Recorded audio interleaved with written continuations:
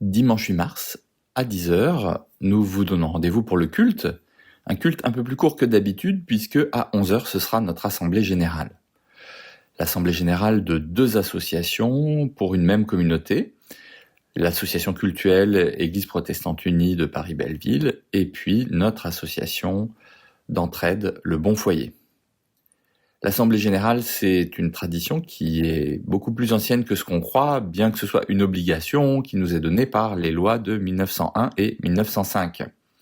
Souvent, le réflexe des chrétiens, c'est de se dire « Oh, l'AG, c'est pas très intéressant, je préfère venir pour la prière, pour le culte, pour la louange. » Mais c'est un peu plus compliqué que ça. En réalité, faire une assemblée générale, c'est faire une photographie de notre Église, pouvoir aussi rendre grâce pour ce que le Seigneur a fait, partager des points de vue, s'écouter les uns les autres et être de plus en plus conscient de la richesse de nos cultures, cultures d'origine, mais aussi nos cultures d'Église.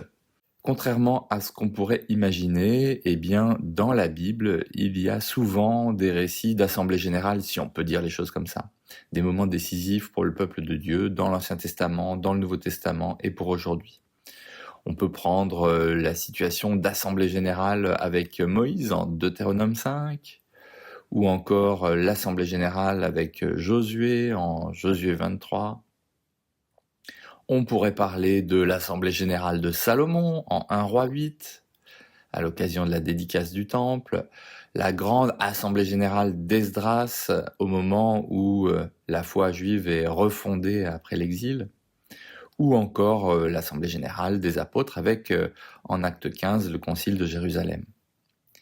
Le modèle de nos assemblées générales, c'est donc un modèle participatif avec non pas un chef qui régnerait et déciderait tout seul, mais une décision qui est plus collective et délibérative.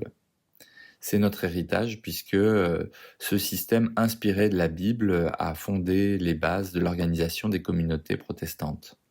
Alors rendez-vous dimanche pour nos assemblées générales.